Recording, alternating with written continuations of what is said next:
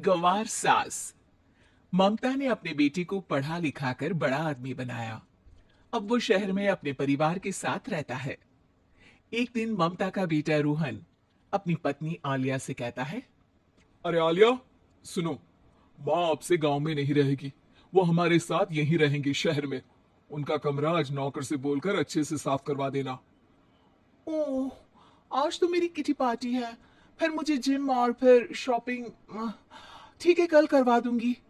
अ, अच्छा, लेकिन माँ के सामने ये कपड़े नहीं चलेंगे। हाँ, तुम्हें साड़ी या सूट पहनना होगा। अरे बिल्कुल भी नहीं। मेरे मम्मी पापा ने इतना पैसा लगाकर शादी इसलिए नहीं की थी कि मैं अपनी मर्जी के कपड़े पहन ओढ़ भी ना सकूं। अ- अरे चलो, गुस्सा मत हो। लेकिन कुछ दिन तो माँ की खुशी के लिए कर सकती हो ना। लेकिन आलिया मानती नहीं। माँ आती है सिंपल सी साड़ी, झोला और चप्पल पहनकर। अरे रोहन, मैं इनके साथ कैसे रहूंगी? मेरी फ्रेंड्स क्या कहेंगी? ये तो पूरी गंवार लग रही है। आलिया, माँ गांव में रहती थी इसलिए ऐसी हैं। तुम आज ही माँ के साथ जाकर उनकी पसंद की शॉपिंग करवा देना। इनके साथ घर के अंदर रहना मुश्किल है, बाहर तो मैं कभी भी ना जाऊं। रोहन को आलिया पर गुस्सा आ जाता है। माँ, ओ माँ। हाँ बेटा। वो माँ को ले जाने के लिए उनका हाथ पकड़ता है कि अरे माँ, तेरे हाथ अभी तक इतने कड़े हैं। तूने इसका कोई इलाज नहीं किया? अरे बेटा, इसका कोई इलाज नहीं। वैसे भी मुझे कोई शर्म नहीं कि मेरे हाथ मुलायम नहीं है, क्योंकि इन्हीं हाथों से मेहनत कर मैंने तुझे बनाया है बेटा। अगले दिन माँ, मैं ऑफिस जा रहा हूँ। कुछ लाना हो तो आलिया को बोलकर फोन करवा देना। रोहन के जाने के बाद, आप ना आज कमरे में ही रहिएगा। घर में पार्टी है, मेरी सहेलियां आ रही है। मैं उन लोगों के सामने आपको नहीं ला सकती हूँ। ठीक है बहू, लेकिन तुम कहो तो मैं कुछ खाने को बना दूं तुम लोगों की पार्टी के लिए। वो लोग सिर्फ कॉन्टिनेंटल या थाई फूड ही खाते हैं। कोई बात नहीं, कभी इंडियन खिलाने वाला कोई मिला नहीं होगा ना। मैं बनाकर कमरे में चली जाऊंगी। जैसे आपकी मर्जी। आलिया के घर उसकी दोस्त आती है, पार्टी होती है। अरे वाह आलिया, ये क्या है खाने में? बड़ा ही स्वादिष्ट है यार, इसकी रेसिपी मुझे चाहिए। हाँ, और ये दाल, ओ माय गॉड, मैंने तो किसी फाइव स्टार में भी ऐसी दाल नहीं खाई है। यार तू कुक को यहाँ बुलाना। अब आलिया घबरा जाती है। हाँ हाँ हाँ, क्यों नहीं। माँ जी जरा बाहर आइए। आलिया की सास सिंपल सी साड़ी और गांव के अंदाज में आती है। अरे बहू, क्या हुआ?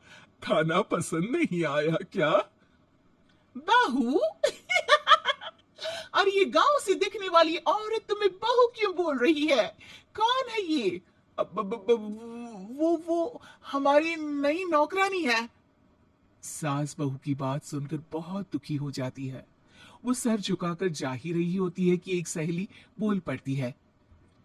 अरे कहाँ जा रही हैं माँ जी? वो उठकर उनके पैर छूती है। जीती रहो बेटा। क्या है ना, आपकी शक्ल बिल्कुल मेरी माँ जैसी है। पता है आलिया, मैं शहर पढ़ने आई और फिर शहरी हो गई, लेकिन मेरे माँ पापा तो आज भी गांव में रहते हैं। बिल्कुल इनके जैसी ही हैं। आप यहाँ बैठिए ना आंटी, आप सच में बड़ी खूबसूरत हैं और आपके हाथ का खाना तो लाजवाब है। काश ये मेरी सास होती। सभी सहेलियां सास को घेर कर बैठ जाती हैं और उनसे खाने की रेसिपी पूछ रही होती है कि तभी घर की बेल बजती है और रोहन आता है। अरे क्या बात है, आज आप लोग हमारे घर में? और ये लोग तो मुझे आलिया से ज्यादा माँ की सहेलियां लग रही हैं। क्या ये आपकी माँ है? लेकिन आलिया ने तो कहा कि ये उनकी नौकरानी है और इन्होंने भी नहीं बताया। वो नहीं बताएंगी, क्योंकि उनके लिए बच्चों की इज्जत और उनकी खुशी सबसे पहले है। मुझे माफ कर दो, मुझे इन्हें तुम लोगों से मिलवाने में शर्म आ रही थी कि तुम लोग क्या कहती। अरे अब तो हमें शर्म आ रही है कि तुम हम लोगों की सहेली हो।